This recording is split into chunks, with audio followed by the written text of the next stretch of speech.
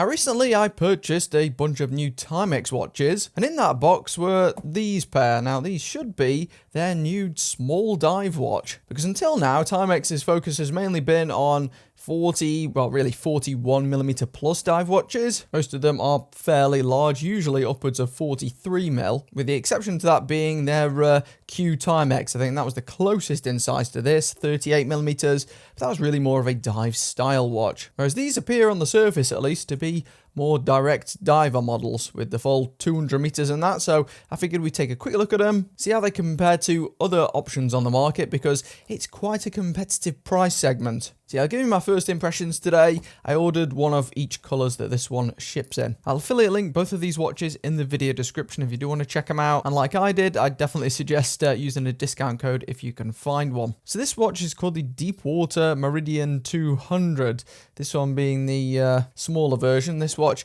does already come in a larger size, I think most 43mm or something, but this one is like a unisex model they've advertised, and yeah, it does look very small actually. Now I have already got a 38mm dive watch in my collection, that one from Man, I think it was, but that one didn't look as small as these. These look really quite small. Interested to get the calipers on them. Now I figured I would order both colours because they're kind of opposite ends of the spectrum in a sense. The one on your left is the much more safe option of the two, whereas this other one looked extremely bright, arguably too bright for my tastes, but I really wanted to see how it looked in the flesh because it's hard to tell on some of these Timex renderings basically. So yeah, here's a look at the navy one for starters.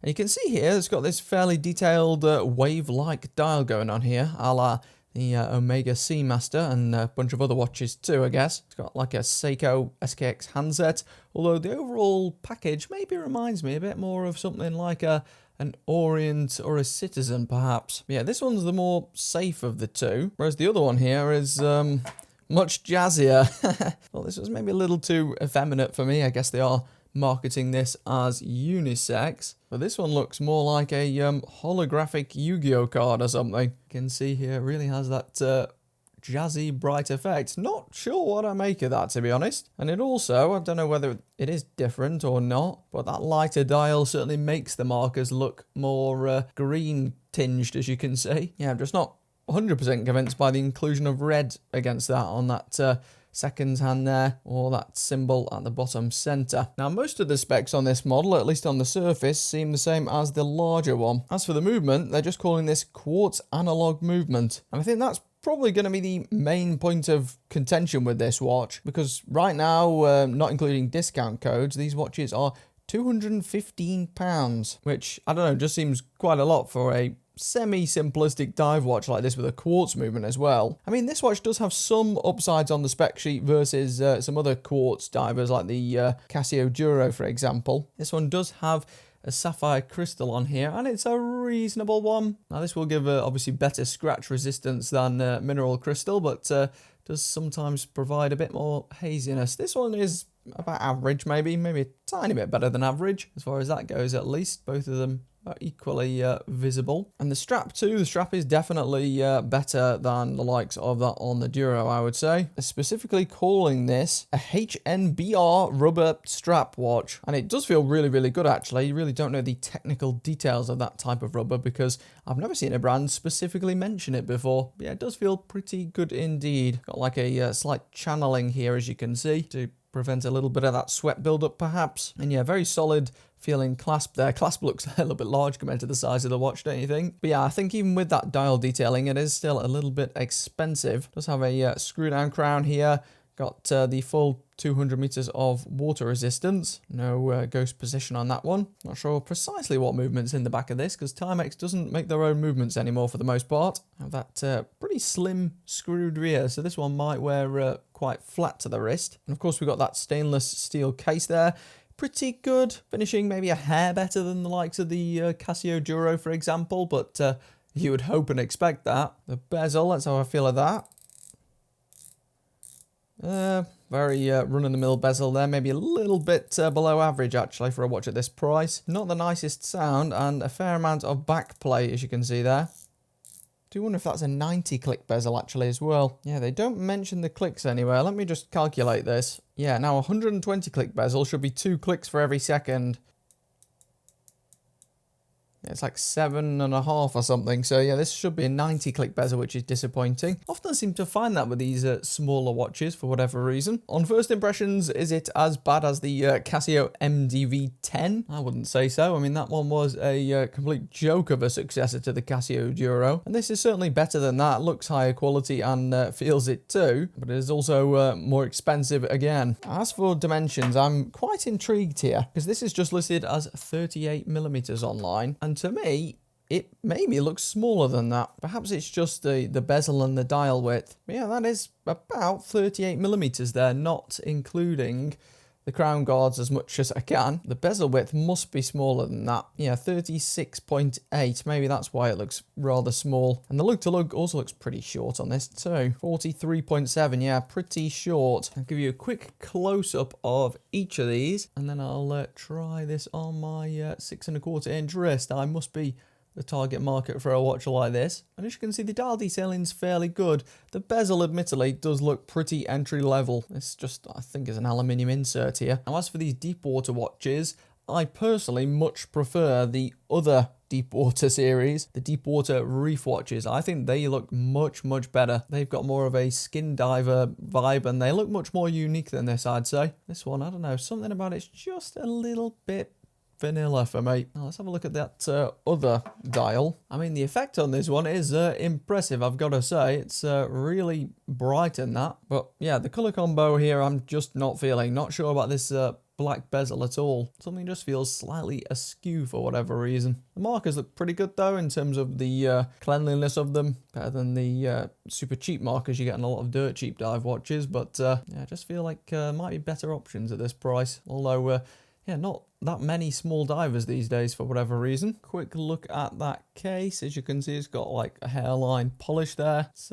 pretty nice. We also have this unusual indicator here, this arrow on the crown you get with these deep water watches. I'm assuming to prevent people from turning it the wrong way. And I have to say, it does fit me very well. My wrist is 6.25 inches if you're the first time watching my channel. So my wrist tends to support the smaller watches, or at least look more proportional. And this is definitely among them, especially with that short lug to lug there. And as with any watch, you tend to like it a bit more when it fits you properly. But still, definitely don't love this watch.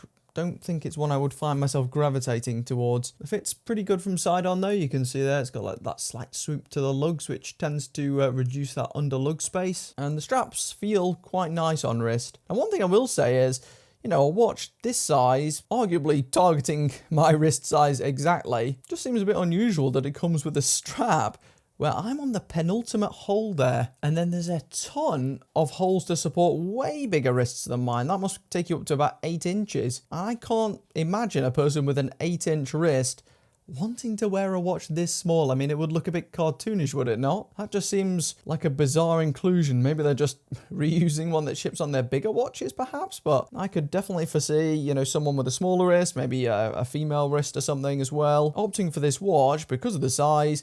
And then maybe the strap doesn't fit them. If you had a sub 6-inch wrist, this may indeed prove troublesome straight out of the box. So I'll definitely be keeping my eyes out for that alternate version. I really hope they don't avoid releasing the reef version of these watches if this one bombs, because I really do think that reef one is an absolute killer little watch that's actually worth this sort of price for a quartz watch. Just looks much more unique and refined than these, I think. That's one potentially that I would buy, because I'm still struggling for divers in my small collection. Now this one, I have no clue what I would wear this with, quite frankly. Just wanted to order it to try and assess what that dial looked like on camera, because I couldn't tell if it was just computer generated or something with that level of shininess. Very bright choice, just not quite for me, I don't think. But I will give these a lume test in a moment. Timex have been stepping up their low light performance as of late, and the slight green tinge to this does give me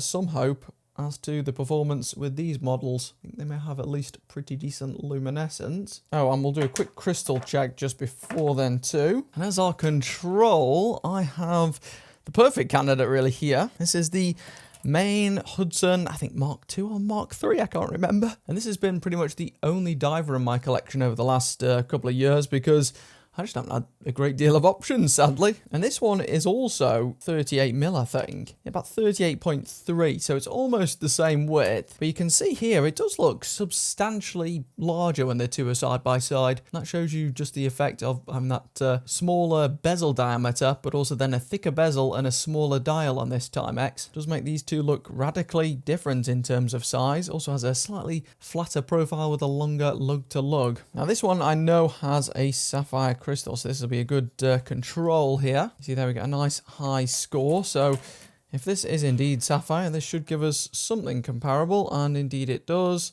Yeah, not quite as high, but definitely is still a sapphire crystal. And actually, the luminescence on this watch seems pretty good. Just lobbed it down here next to that main Hudson, and it's actually got better lume by quite a bit. And that's a much more expensive watch, admittedly one from a few years ago now. But yeah, as a whole, this Timex lume's pretty good these days. That is also one advantage over some of the cheaper divers, such as the Duro, for example. Yeah, I'm not even in a fully dark room here, and they're still shining away. So I'd love to know what you think of these watches in the comments section below. They're both linked in the description if you do want to take a look at them. Certainly have some pros and cons, these ones. And I can't help but think I'm just still waiting for the other version.